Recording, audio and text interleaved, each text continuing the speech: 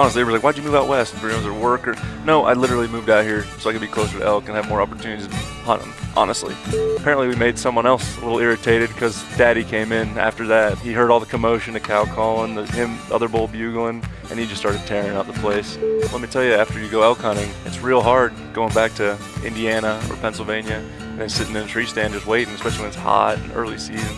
This is not factual. This is Joe Rogan's fault. But on there, they said that there are more tigers in captivity in Texas than there are in the wild. Yeah, there's shots that I've taken to this day. Just what? Like, it was perfect. Like, in my mind, replaying it. And then you beat yourself up for weeks afterwards. I'm 100% content with just like the U.S. and hunting there's so much to hunt here and so much land and different areas you can hunt. But if there was one like dream hunt, it would probably be New Zealand. You just got to be patient, but be aggressive and you got to keep the motivation up. Don't get discouraged. Just keep after it. Y'all ready for your dose of flyover state spirit? Straight from the concrete jungle? Well, put down your latte and pull on your boots. It's time for Living Country in the City. Well, here we are, another episode of Living Country in the City, hanging out with my good buddy Weston. We are here at Waffle Love in, I guess, just north of Salt Lake. I don't know. Yeah, it's Bountiful. Bountiful? Yep. It's such a beautiful name. Right? Like, it just makes you want to move here, and there's trees everywhere, and frolic through a meadow or something. Right.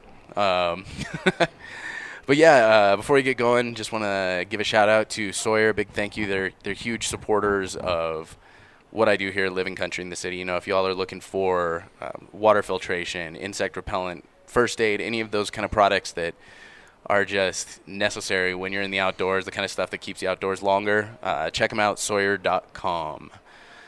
And so, coming here, been on this road trip. Crash your pad at about 2 o'clock in the morning. Yep. Far cry from the 11 o'clock that I initially estimated, but It's all good. So probably you don't exactly have a big following on Instagram. So Not at all. I'd assume most people who are listening won't exactly know who you are. So why don't you tell the listeners a little bit about yourself and just kind of your history, like what got you started into hunting? Gotcha. Yeah, well, I'm originally, from northwest Pennsylvania, just outside of Erie. Grew up, just on white-tailed deer and some duck hunting and small game. Moved to Indianapolis, Indiana after I graduated college, basically to hunt bigger whitetail and a lot of public land opportunities there. So after 4.5 years in Indy, my plant I was working for, I was a chemical operator out there. They shut down, and I needed to make some decisions. So I moved back to PA to regroup and guided for like 3 weeks there during whitetail season. And, I'd been to southern Colorado elk hunting two years prior to that. And both years I got lucky enough to hunt some public land and shoot bulls with my bow. And kind of caught the addiction, caught the fever. And realized that Pennsylvania wasn't where I needed to be. So I, luckily, my stepsister lives just north of Salt Lake. I was trying to move to Colorado, and she gave me a call and said, "Hey, why don't you come check out Utah? It's pretty nice out here." So got a plane ticket, plan on being out here for a week or two. End up staying a month, running around the mountains applying for jobs, landed a job, and 2 weeks later, here I am in Utah, loving it. And all my friends and family are still shocked that I actually made the move. When I moved home, I heard the whole, "Oh, you're back. Everybody always comes back." I said, "Okay." About a month later, got the Rockies between me and PA. So there you go. Well, I'm sure as heck grateful. I've crashed at your place a couple of times. We've had some good times. We've had some good times for sure. Yeah, we hung out Western Hunt Expo. Yep, it was always a good time. Gosh, it seems like I was about to say last year. It seems like forever ago. Yeah, it was only a couple months ago, really. Yep. But yeah, so I mean, how can you not catch the Western hunting bug when you go out and cruising around the mountains here in Utah and put down a couple of bulls your first few times? It was amazing. So the first year, I had no clue what the heck I was doing. I just, my uncle said, "Hey, I hunted this area years ago," which I think it was like 7 or 8 years prior. And he goes, "In southern Colorado." I had some vacation time off work. I'm like, "Okay, let's give it a shot." And I watched every YouTube video, read every magazine article, Eastman's. I mean, anything I get my hands on, I was like, I don't know what I'm doing. I'm going to try to figure it out. And we got there 4 days before the season, so I got to scout for a couple of days, which really helped. Saw some elk. And I saw I snuck up into this meadow, and I looked up, and there's a freaking bull standing there at 120 yards feeding. First time I've ever seen an elk and, a bull in person. Yeah. I'm like, wow, And that was the day before the season. So in my first year, I shot a young 5x5, but it was pure stupid luck. I mean, went up into this area where I'd seen him a couple days prior, and I threw out some cow calls early, nothing. I'm like, I'm just going to sit in this meadow because 3 bulls came out there and were kind of sparring a little bit. And just because I always wanted to, that is elk hunting, ripping off a bugle. So I'm like, hour before dark, what the hell? Let one rip and put my call down and just kind of watching all around and kind of look behind me because I was hearing some stuff. And I turn around and he came in silent, standing there at 30 yards. So I'm like, holy crap. Wow, this stuff works. Yeah, I'm like, okay, so this is it. So I drew, hit him with the first one. He ran off. I grabbed another arrow, hit him with a cow call. He stopped and turned about 55, hit him again, and down over the hill he went, and I couldn't believe it. I mean, it just happened so fast, which was probably a good thing. I didn't have time to get nervous. It usually was there. It was no, there wasn't the anticipation building until right. Exactly. So the first year was, I'm like, okay, this is something I need to do every year. But I was living in Indy at the time. I'm like, that's fine. I can take all my vacation. I'll come out every fall. I'm fine with that. And so the following year, did the same thing. Took my vacation first 2 weeks of September. Went out there, and then that one was the one that sent me over the edge. He came in. I mean, I heard him the night before. A couple bulls bugling up in this area. The first 4 days of the season, I took my buddy out with me, and we didn't hear a peep, didn't see anything. He's thinking I'm a liar. I'm like, there's elk here. We just got to find them, And the night before it was actually the day I killed that bull was their archery season overlaps in their muzzleloader season. Okay. So it was September 10th. So it was the opening day of muzzleloader season. Me and my buddy go in there after I heard the bulls the night before. And we just sat there at daylight. We heard, didn't even call. I just heard a bugle. Moved in, a couple cow calls. He was still a little bit off, so just cut the distance down. A couple cow calls later, he comes in just screaming. And I'm looking at him. He's trotting through the trees, just bugle. It's a bugle rip. I mean, within 80 yards. Gosh. And just long story short, he came right in, and I put a shot on him. And I mean, that's when, and then the crazy part is after he ran off, and he was a decent bull. I mean, he was way bigger than the year before. I mean, he was a 5x6, but he was had some crazy character. Didn't have the double fronts, had weird little like devil horns for his inside fronts, and then he had his regular, seconds, and then his 1/3 on the one side kicked out the back and set out the front. And but he was a cool bull, super dark rack.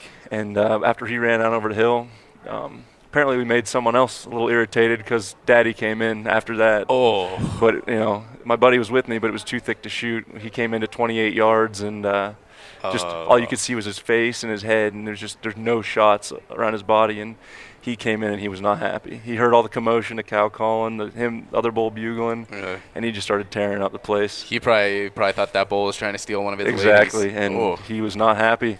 And then after that, he just sit there bugling and just thrashing the brush with his antlers. I'm like, I got to make a move. I got to be closer to these things. Oh, that's insane, man.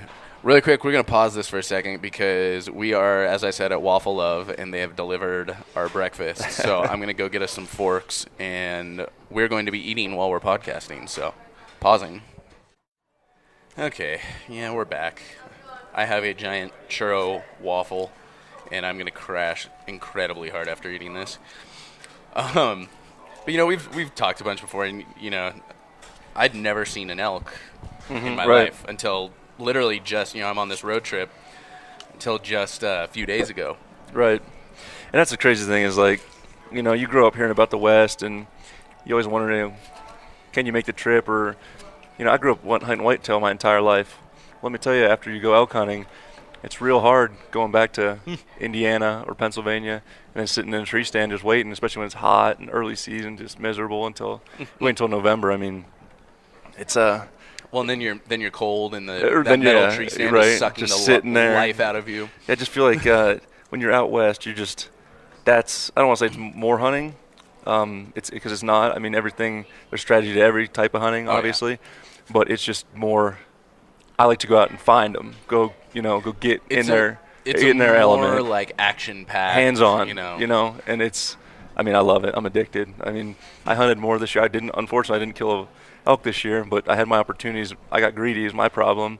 I passed on a small bull earlier in the season, and then during the extended on the front, I I could have shot so many cows and spikes, and I was just holding out because I was seeing some pretty decent bulls, and I ended up letting one fly the last day of the extended at 73 yards, and I clipped the branch, and it went right over the cow's back. Then I was going to shoot a cow the last day of the season, but I didn't get no meat in the freezer for me, which is shame on me. But hey, I got to hunt more this year than I've probably ever hunted in my life. As far as many hours and days, and it is not easy out here. I was going to say, watching your Instagram story, you were nonstop.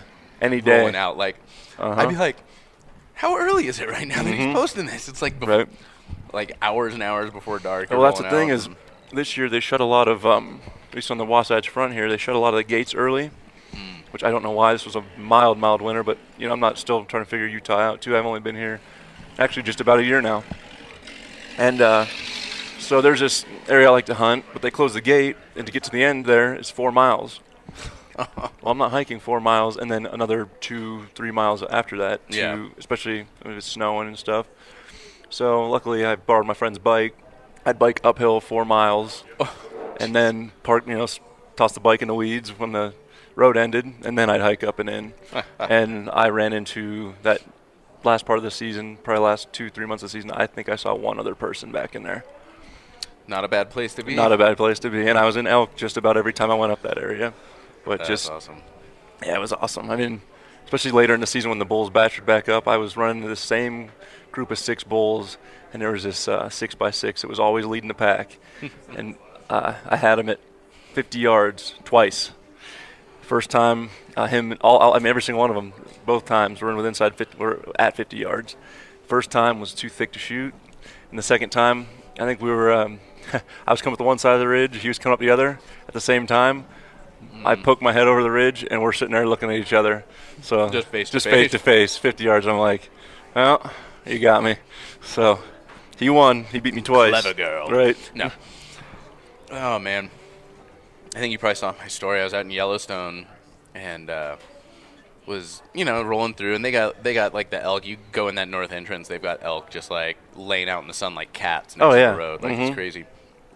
But, so I got a couple photos, but I was cruising along, and there's this further down the road a few miles, there's this one elk. It was like a cow elk, and it was skyline, like the clouds were perfect. It was on this green hill, rolling hill, and it was like the most perfect photo. I'm like, okay, I got to get this shot. Yeah.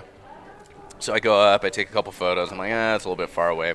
Probably about 250 away. And so I'm about to hop back in the car and leave, and I got, I always got my bugle tube and a few reeds in the car and for practicing, and I'm like, might as well just have some fun. And I put it in. I did a couple light cow calls, and all of a sudden I see her like perk up and start looking around. I'm like, I'm like, well, it's it's early in the spring. They just dropped all their calves, so I wonder.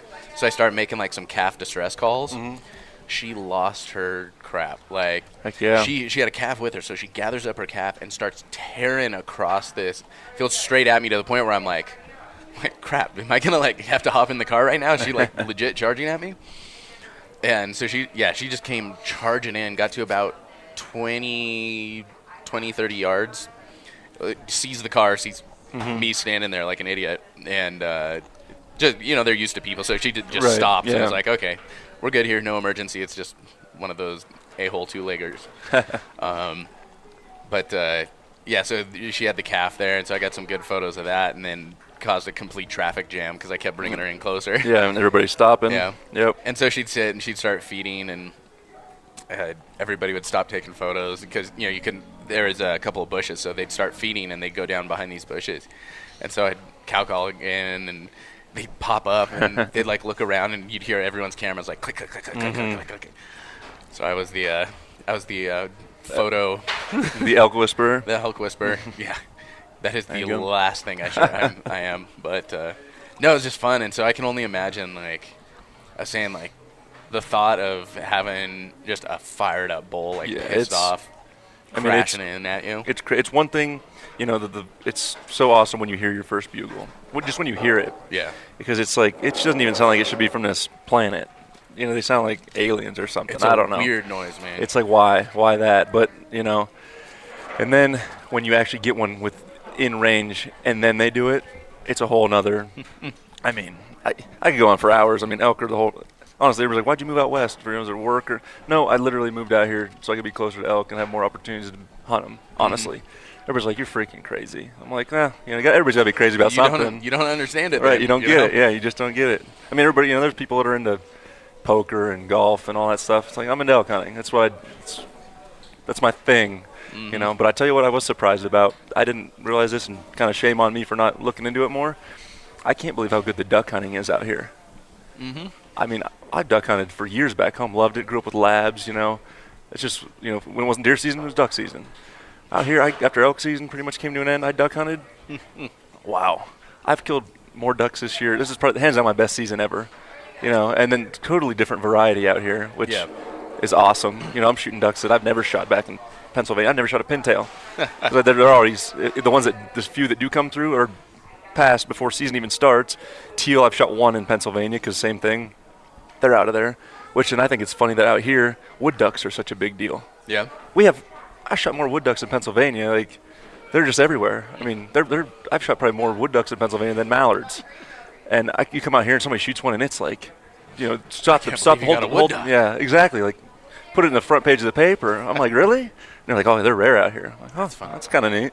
I gotta look into what we got, because the duck hunting in California is. I've heard it's good out there. Insane. Yeah. And I'm curious what breeds or subspecies we have out there of ducks. So. But yeah, that's another thing. I remember watching you going out. I mean, every day. Oh man, yeah. Yep. As soon as elk season's over, the ducks just take over.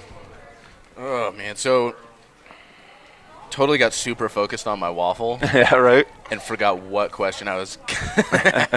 This is a really good waffle. It is basically a giant churro covered in cream, and it is super not healthy for breakfast. But I went and did the group workout this morning, and I'm good. Right. I'm getting into elk shape here. There you go. More shaped like an elk, not shaped for hunting elk. But so, what do you do to prep for the season out here? So basically, you know, once I get off work every day, I usually hit the gym, just do your, you know, lifting weights and running, which I need to step the running game up a little bit. Usually I'm better about it at this part of the year, but we'll get there. And other than that, I mean, I do a ton of like shed hunting and just hiking up and down scouting. So I mean, that's kind of a workout in itself. Doing what you're going to be doing. Right, exactly. You're going to be doing what you're going to be doing anyways. So I just get up there. I cover a ton of ground because I'm still trying to learn areas in Utah, trying to find the best spots. Last week and a half of regular season last year, I really found an area that I was really getting into the bulls. I could not close that last little bit of distance. So I'm really looking forward to set some trail cameras in the next couple weeks and really focus on those areas, and then kind of expand a little bit. And I've got those areas pretty much narrowed down to where I need to be and how I need to approach them, where I need to come in from. But you know, you can never have too many good spots. Let's be real. So you kind of talked about those first 2 years. You know, the first one you were saying was pretty much just dumb luck. Right. Yep. But that second one, what would you say has contributed as far as elk hunting has contributed most to the successes you've had, or even times when you may not have finished out and closed the deal, but you got in and you found elk. Because you can't control that. Right. They're not going to come out from behind that tree. Exactly. Like it's just sometimes that happens. Basically, honestly, I try to cover as much ground as physically possible. I mean, my buddy Chuck Langle, which I know you know them very well. It's funny, he sent me I can't remember exact meme or tweet it was a couple weeks ago, and it said, you're 6 miles in, you hear a bugle 2 miles down in the nastiest canyon you've ever seen, and he knows that I'm going, and he's sitting there shaking his head, But that's it. I mean, you just have to be semi-crazy. I mean, within reason, obviously. You don't want to freaking get in a situation where you can get in trouble. But, I mean, my thing is cover as much ground, learn, just kind of focus on every little detail. Tracks, fresh, look for fresh sign. I mean, I'm still not the world's best caller or anything. It's not like I'm going to call them from across a freaking wide open hillside or anything. You're not your idol, Corey Jacobson. Exactly. Not yet. Maybe one day. I will admit, guys, I've never seen someone so excited to meet someone else in my life. I did fangirl out there for a second. I did. It's funny because I grew up, playing baseball and football in high school, and then I played baseball in college. But, I looked up to all those athletes growing up. Now, I look up to, hunters. It's crazy. Well, it's funny. I was having this discussion with Cody Rich, feels like 3 days ago, but I guess it was just yesterday morning. Last night was a long drive. Right. But I was just talking, and it's just funny how, I live in Hollywood, and I see celebrities on a fairly regular basis, especially, when I worked in advertising and stuff like that. It was not, and now I work in the music industry. I still get excited about some people. Right, but, for sure. I just don't get oh my gosh, I get to meet so-and-so, but I mean, the first time I got to meet some of these people and who I've had on the podcast even, oh my gosh, talking with Jim Shockey. Right. It was all I could do to hold it together. For sure.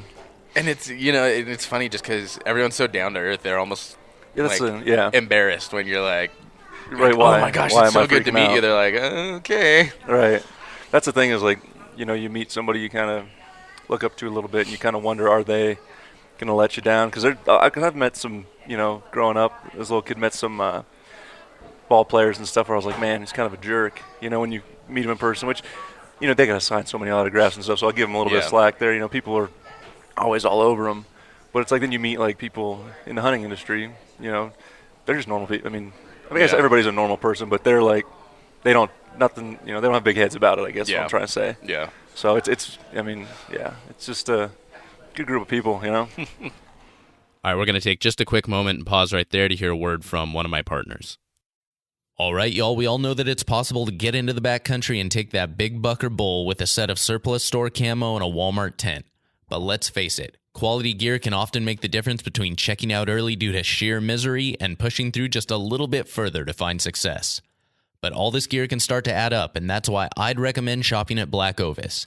They carry high-performance hunting gear from all the top brands like Vortex, Crispy, Sitka, First Light, Mountain Ops, and Stone Glacier, often at a nicely discounted rate. I've yet to find anywhere that offers a more reasonable price, plus their shipping is free and their customer service is unmatched. Additionally, by making the choice to shop at Black Ovis, you're supporting a company that's involved in and gives back to the hunting community. It's where I do all my gear shopping, and whether you're just looking to replace a few items or build out a brand new kit, Black Ovis is the one-stop shop for super solid hunting gear. Additionally, you can help support Living Country in the City by doing all your gear shopping at Black Ovis. Visit livingcountryinthecity.com/Black Ovis, bookmark the link, and use it whenever you do your shopping. So who are, obviously Mr. Corey Jacobson you are a huge fan of. Yep. Mm-hmm. Who are some of the other people you look up to in the industry that you think are really good role models, get it done, good people to learn from? What first got me into the whole getting into elk shape was obviously, everybody, Cam Haynes, kind of looking here like this guy's running ridiculously too much. You know what I mean? It makes me tired watching it. I do quite a bit to stay in shape, but I'm like, dude, that's a whole another level. I mean, he runs a marathon a day now. Right. Yeah. I do a mile and I'm like, oh man. Mm-hmm. Whew. Right. Yeah. And then rough. Adam Greentree, he's crazy. He comes, he lives in Australia, but then comes and does these epic elk hunts like the past couple of years. Well, Jess too, right? Right. Yep. She was just out there with them, with Adam and Kimmy doing that, and Rihanna Carey, and and they're off being crazy people in New Zealand now, having a just killer time. Yeah. Oh my gosh. That's I'm 100% content with just the U.S. and hunting there's so much to hunt here and so much land and different areas you can hunt, which is crazy. But if there was one dream hunt, it would probably be New Zealand. Oh yeah. Just because that's a whole other world. Absolutely. It's like my dream hunt, and I've said it a bunch of times on the podcast, is an Alaskan brown bear hunt. Yeah. I want to do that so bad. That's like my bucket list hunt, the one thing I have to do before I die kind of a hunt. And, but like New Zealand, that's definitely up there. Like I probably wouldn't make a huge effort to, like, I'm not going to go out and plan a whole trip to go out to Australia and New Zealand. Right. At least that's not on my plans now. Right. But if somebody was like, hey, we got this opportunity, you know, and basically if the plan was there and somebody offered it to me and I just had to get over there and, you know, buy the tag and pay the plane ticket. Oh, yeah. I would totally, without a doubt, I'd be out there in about 3 seconds. Right. Another weird one for me is I had like a sort of a mini obsession with Ibex, which is like something I'll probably never hunt in my life unless I draw that New Mexico tag. I almost put in for New Mexico, but I was looking at prices. I'm like, if I draw this, I'm going to be broke. A little bit bummed out right now. Right. But because I drew Audad this year. Yeah, I did remember you telling me that. Oh, that's pretty cool. Where was that? Is that New Mexico? Yeah, that's New Mexico. Okay. It'll be this February in New Mexico. Nice. That'll be and a good trip. I was looking at putting in for a bunch of stuff there because the same kind of thing, like kind of become a little bit obsessed. That was me with Audad. I was like, somebody showed me a picture. I'm like, that is, I have to have one of those. Right. Man. That's I have to go out and take one of those. Yeah. And so I put in, I'm like, there's no way I'm never going to draw this. And right. And you draw it. I had to look at it like 3 times and be like, wait, okay, wait, what? Right. And I kind of like triple checked, but Ibex, Audad, I really Cable Smith from the Lone Star Outdoor Show, he introduced me to black buck. Okay. Dude, I want one of those. Yeah. So stinking bad. They're so cool looking. Yeah. And I think they have those in New Mexico too. Do they? I think so. I know that I'd probably end up going to Texas to get one of those. And I mean, you can damn near kill anything in Texas. Oh yeah. I mean, they got. Well, what was the?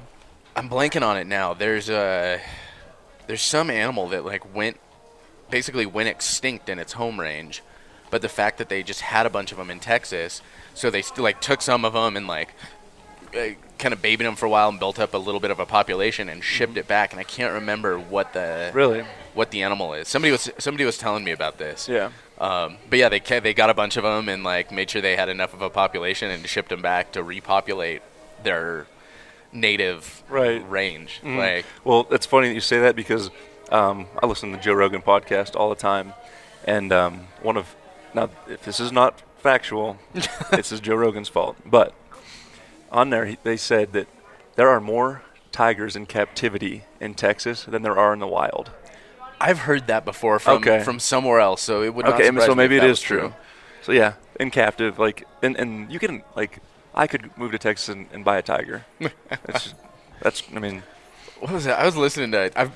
On this road trip, I probably listened to like 9 podcasts yesterday on my drive, and so they're all kind of running together. But I was listening to one, and I think they were talking about hunting in Texas, and they're just like, yeah, you know, you'll be hunting some weird animal, and then you'll look up and you'll be like, oh look, there's a tiger walking across this ridge. Like, no thanks. What's going on? Like hunting a lot of like the private ranches and stuff where it's just like everything's out there. It's like fucking, I don't know. You know, people talk a lot of crap about that, but you know what? It's fun. Right. And it's most of these ranches are they're high fence, but it's like 21,000 acre ranch. Right. I'm sorry. Your mule deer does not range right. Yeah. I mean, that's definitely a different. I've never done anything like that. That's definitely a different style. I don't know that it's necessarily for me. I'm not going to knock anybody who wants to. Yeah. Like, hey, you do you. If you want to go hunt whatever you want to hunt, I'm not going to stop you. You got to support other hunters and stuff. But well, and there's certain things though, like that, like I'm not going to go hunt an elk on a high fence, and it's like that just doesn't feel right to me. Yeah. But hog. Oh. I mean, you know, and they're a non-native species. They're a pest animal. Right. They're, you know, I mean, another pod I was just listening to, they were talking about like the gestation period and then like how quickly they're able to reproduce. And how many, like, you know, it's insane. They'll have like huge litters and I don't know. Is that what it's called for pigs? Is it a litter? We'll go with it. Sounds right. I don't know. Somebody send me an email and correct me, I'm sure. Just as I'm sure I'll get corrected about, I don't know, the range of a mule deer and who knows. But the best part is about emails, I can ignore them. Right. But that's funny because, like, I didn't realize, I thought, wild pigs was just a southern thing, like Texas and, just the South. Yeah. And well, when I was living in Indiana, I had permission to hunt this farm in southern Indiana and, put trail cams up and all that stuff. Believe it or not, there's wild pigs in southern Indiana. Mm-hmm. And I couldn't believe it when I saw it. And then I still wasn't like, something's going on here. Well, then my buddy ended up shooting one of them with his bow. And I was like, I couldn't believe it.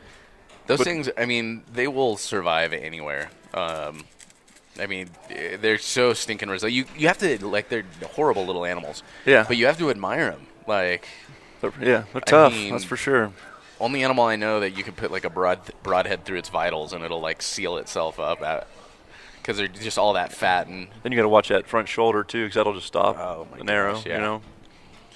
But because didn't you go? Yeah, I was. Okay, that's right. I wonder if maybe that's what happened, because that first hog that we watched the video, the shot looked just about perfect, but I wonder if that's even a thing. Like if it deflected a little bit off the shoulder as it was going in and went back, and that's could be. I mean, who knows? I'm not a hog expert by any means, but yeah, there's shots that I've taken on deer and never found them, and I to this day am just like it was perfect. Like in my mind, replaying it, and then you beat yourself up for weeks afterwards, and like what the heck, and just not the not knowing what went wrong.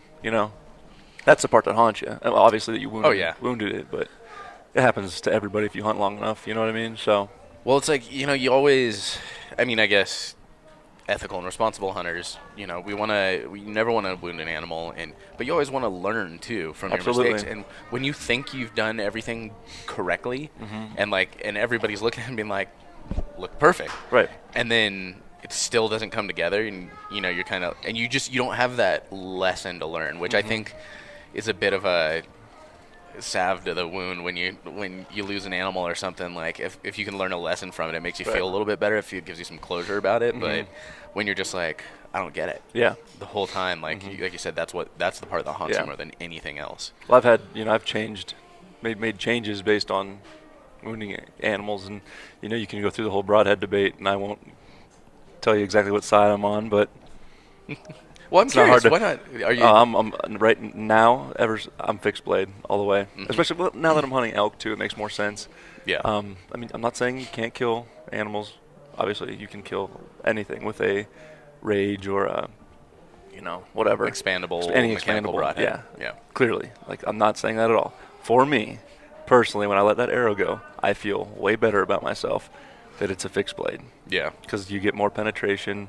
You won't get as big cutting surface, not more blood, but I'll take penetration over cutting surface 9 times out of 10. Well, something like an elk, you want to make sure it punches through. Exactly. And that's why I was using those fixed blade G5, just big solid piece of metal. I'm like, you cannot go wrong with this. And I was like, I kind of want to up my point weight a little bit, and so I moved up to a 125. Yeah. And when I did that, I'm like, you know what? I went and grabbed the strikers with the chisel tips. I'm like, you know what? If I make a bad shot, I want it to punch through anything. Yeah. And I love those things. But hunting the hogs, I don't think I would use a fixed blade again on hogs. Really? Just because with them, they seal up so easy. You need that big, just gnarly hole. Yeah. And you need that blood trail with how long they run after they're hit sometimes. Yeah. So I think I got some through Go Wild. I got some Ramcat mechanicals that I like the look of. They're still heavy duty. They're not like I feel like you get some mechanicals and they look like super spindly. You're like, this just feels flimsy. These things look, they look like they'll punch through some stuff. So I'm hopefully going to be out hunting some hog in Florida in November.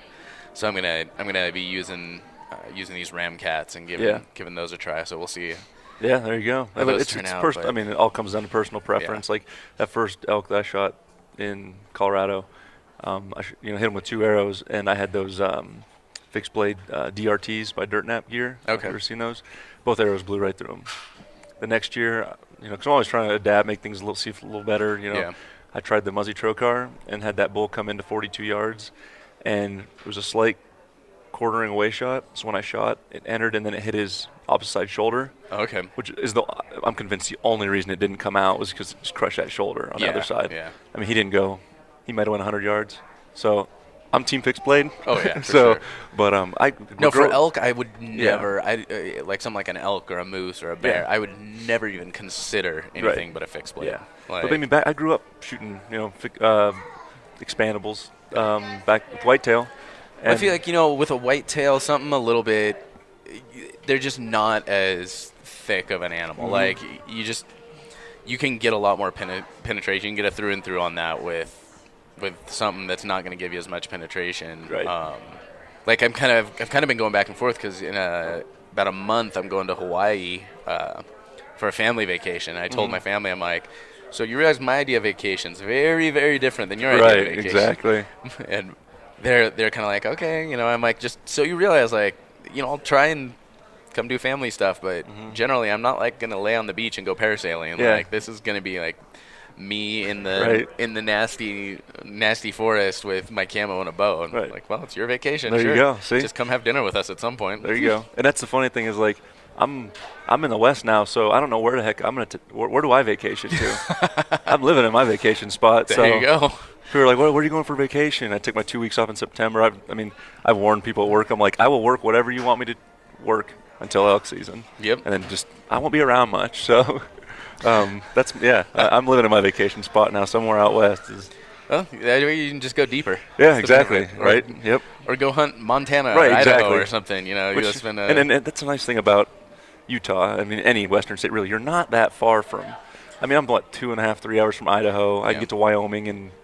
The nice thing about Utah is, I think, compared to the other states, is it's probably. I think it is the most central state. Like you can get.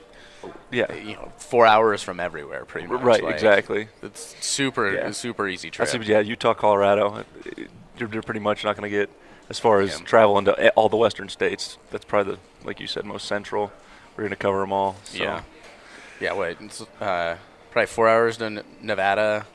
4 or 5 hours. Yeah, I don't even know if it's that long to get to northern Nevada. You can go straight across, maybe 3, maybe. I don't know. Probably about the same down to Arizona. New Mexico, yeah, you've got, awesome hunting all around. Everywhere. Short of, like, Montana, probably, take you 8 hours, something like that?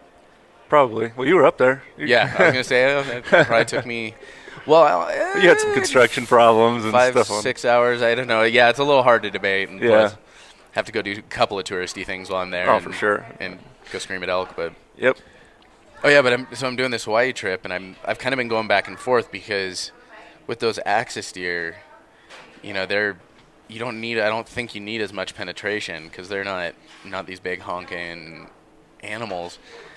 And I wouldn't mind, the nice thing about the mechanicals is they fly a lot. They're a lot easier to tune. So I was kind of going back and forth. I'm like, I wouldn't mind. I'm about 50-50 on it right now. So I haven't quite decided what I'm going to take with me to Hawaii. Mm-hmm. I might give those expandables a try, or I might put both of them in my quiver, and if I don't like one, switch to the other and see what happens. But right. I hear those things. I've never hunted them, obviously, but I hear those things are fast. Oh, I mean, they're just like every podcast where they've talked about it, they're just like jump in the string, jump in the string. So we'll see though. Yeah. I'm shooting 70 pounds, and I've got like a 30.5-inch draw length, so you're bringing some speed pretty fast. Right? Like, I'm not too worried. Yeah. Oh my gosh, who was I talking about?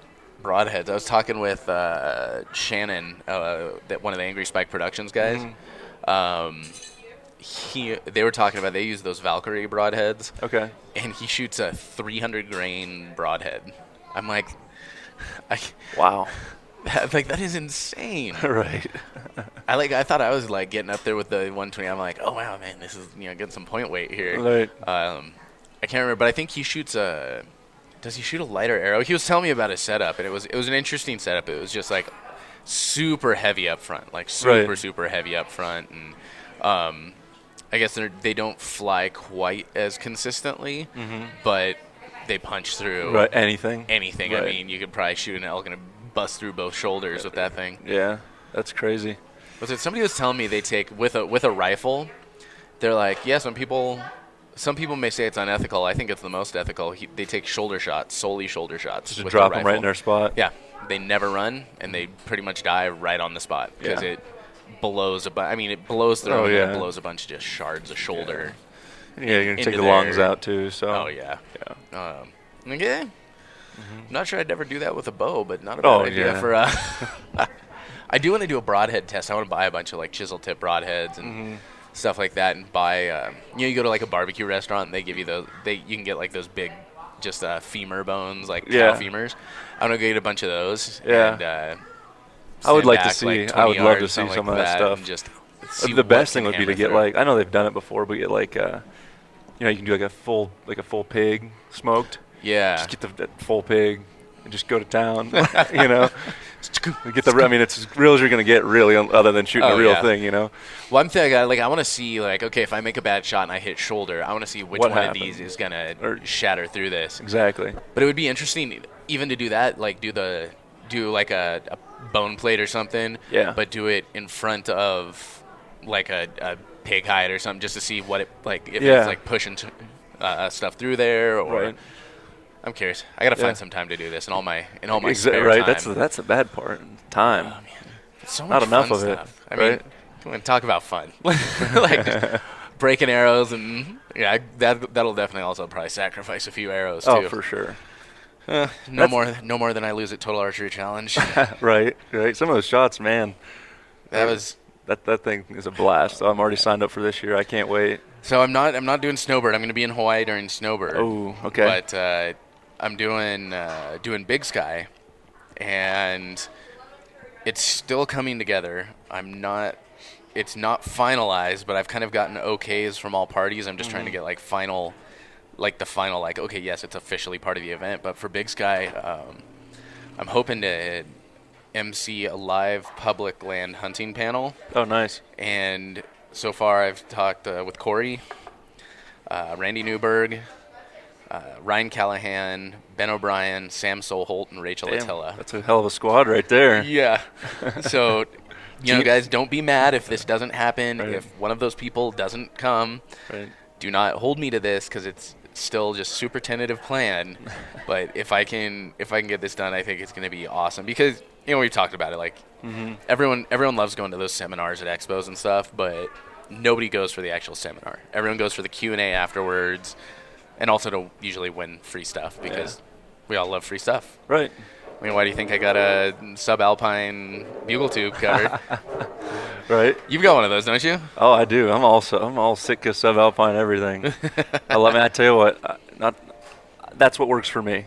I've wore other stuff when I was back east. I've tried, everything, and that stuff worked. But if you wear something different when you're duck hunting, though, right? Oh, no, I still wear Sitka, but I wear just a different pattern. Yeah, you wear the other pattern. Yeah, exactly. That marshland, which is, I love that stuff.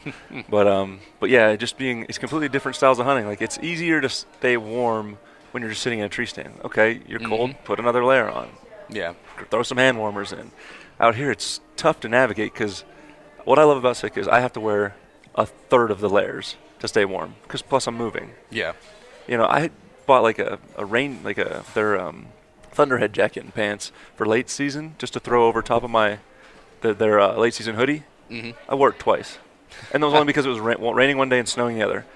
I was fine in that hoodie and a base layer, and I had a quarter zip underneath it. Yeah. I just once you hike in and get to general area you're gonna be hunting, I love that stuff. It's good. It's good gear. Well, like I say it all the time.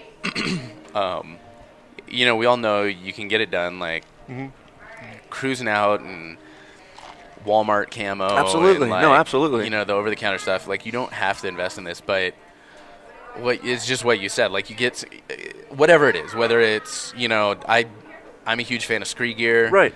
Whether it's Sitka, First Light, Kuiu. Yeah, absolutely. It's what works for you. And and I'm not knocking any of those. It's what works for you. It's Sitka's happened. I what I tried and I liked, and it ain't broke, don't fix it. So it could have been anything. I mean, you've got Cryptek, like you said. But you you've get got into that QU. like technical hunting camo, and it's all like good. a game changer. Right. It is such a game changer. Right. Oh, for sure. Because you're wearing so much like you have to get fewer items. You know, it's lighter. It's more it's durable. expensive, but it's my opinion. But it's you look in the long worth run. it. You buy a pair of technical hunting pants, whatever. They're going to be more durable. They're going to last you a lot longer. 100%. You're going to be more comfortable. So you look at it. You amortize your purchase over multiple years of hunting versus having to buy a new pair of pants because you keep shredding them every time you walk through some brush or something, or you slip down a scree slope and now the whole side of your pants are tore open. And I do not regret investing in a good pair of or a good set of hunting camo. I need to. I don't know. Scree just released their new pattern. Yeah. And not too long ago, Summit, and it's. I had the same reaction to Summit as I did when I saw the Subalpine. It was just like that. Oh yeah, right. That's what my buddy was. He's been wearing the Sitka, their whitetail pattern, for a couple years, and he's like, you got to get the Sitka stuff. You got to get something. Like I was the. I'm sure it's good, but and then the Subalpine came out, and it was after my first year elk hunting, so it was my second year. I'm like, okay, all right, you got me. I gotta check this stuff out. Oh man, but that's just like we were talking about, durable gear. Right before we started this, we were talking about boots. Oh yeah, and that's a whole other freaking going for hours about those too. All day long. I gotta hit up Scott over at Crispy again. Talk about what's coming out for the new year. Right. Yeah, that's looking like what I'm gonna try next. So everybody talks. I haven't heard a bad thing about them, so might be about that time. I'm a huge fan, and their customer service is great. I know the guys over there. It's just I also like knowing the people I'm supporting, and they're good guys. Like, both Kendall and Scott have given me like rides all through Utah. Like when I'm like out visiting, they're like, "Oh no, just hop in. Don't get an Uber. You don't need to." Da, da, da, da. Yeah.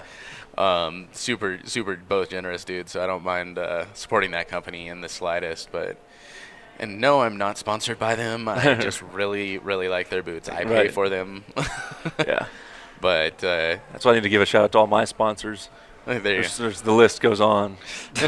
Hey man, you're the first living country in the city Prostaff, right? That is true. That is true. That is a fact. I was the original. Not that I'm going to get you any followers or any help whatsoever. People are probably like, "Who the hell's this guy?" The one and only Prostaff. And dear Lord, people, calm down. It's a joke. Yeah. People get so butthurt over that stuff. Right? Like, can't even talk about it. I know. I think, because that's when it was Western Hunt Expo. You came in, you just had your new hats made. Yep. And you got me when I'm like, you're like, you get the first hat. I'm like, oh, so that means I'm pro staff, right? Yeah. I got the first hat. That's automatic. I mean, you still haven't put it up on your Instagram, There have been workout videos of me with the the LC Pro Staff. I know. I do need to do that. That's going to become official today. Oh my gosh! I need to make like patches or something. Yeah, LCO. Just as a joke. Yeah, LCOTC. LC. Right? ITC. ITC. Yeah, that's my spelling. Living country over the counter. Over the counter. Yeah. There you go. That might be a little spin-off brand. If I ever move to Idaho, that'll be. There you go. That'll be the name of the podcast, talking about all my Idaho hunts, LC, OTC. There you go. Wow. Well, on that note, so where can people find you online, sir? You can find me mainly on Instagram, just Weston Snyder 4. That's about it. But yeah, I'm nothing special. So just like the elk hunt. That's about it. So I always like to end, once again, for new hunters. People that just may not have access to the outdoors as easily or just may not have a background in it. What advice or encouragement would you give to someone that came to you and was like, hey, I'm really intimidated by all this, but I kind of want to get into hunting. Like, what would you tell them? Honestly, biggest thing is if you could find, there's so much information out there nowadays. It's the biggest thing is finding access. So if you can find any sort of public land, you can pretty much, if you go to your local pro staff or bow shop, I don't know why I said pro staff, but they can steer you in the right direction about what bows and stuff to get. They can get you in that direction. You can go on YouTube and all that stuff and read some books, And magazines. Side note, if you're able, I mean, nothing against the big box stores, but try and find like a local bow shop. Exactly. Even if you have to travel further, pay a little bit more. Exactly. I'm 100%. Yeah. Bass Pro, I got my first bow at Bass Pro. Yeah. Like, it is an awesome store. It makes it outdoors accessible for a lot of people. Yep. But you won't get that same service. Like, the person that set up my bow for me initially, I'm surprised my limbs didn't shatter off because I had cracked ribs at the time. And so we had to lighten it a ton, and she lightened it probably about 2 turns past what is safe. So the limbs that big limb bolt should have technically ripped out of the bow. I don't know how I shot it for as long as I did. Dang. I mean, I think after the first week of shooting, I ended up screwing it in and upping it a good 10 pounds. So that's probably the only thing that was my saving grace. But yeah, find a local bow shop if you can. 100%. I mean, they care more, and then you can build that relationship. You keep going back. They know so and so's back. Let's help hook them up, help them out. See, like I was stuck going to Turner's for a while because it was the only shop close to me.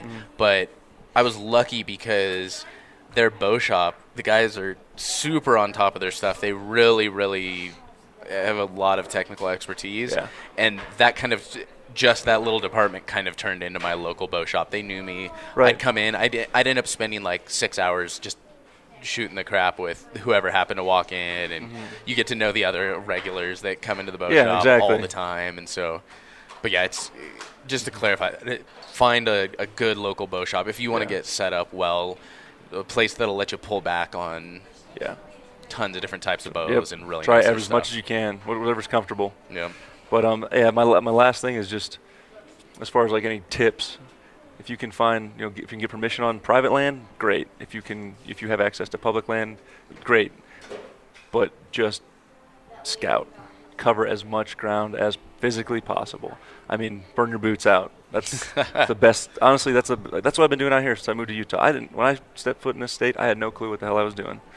But I'd love to know how many miles I've covered in the past year. And there's been places I'm like, well, never coming back here again. But then then you know. Oh, yeah. You know what I mean? Well, and that's the benefit of scouting. That would have been otherwise one day out of your hunt that you wouldn't have been hunting. Right. And even bleeding into hunting season, like I tried scouting as much as I could. But bleeding into hunting season, I was still figuring it out. Like I said, it wasn't to that last week and a half of regular before they extended, and that was a whole other animal. Yeah. But that I really started figuring things out. It takes time. Time. You just got to be patient, but be aggressive and you got to keep the motivation up. Don't get discouraged. Just keep after it. Keep after it. Keep pushing. That's the best I can say about it. Become obsessed. Become obsessed. Wise words. Wise words. Well, thank you so much for hopping on, man. I'm glad we got to record it. It's fun. Anytime. Everybody will be like, never have that retard on again. But thanks for your time. To me. Thank y'all for listening to Living Country in the City. Get show notes and check out the blog, product reviews, events, and more at livingcountryinthecity.com.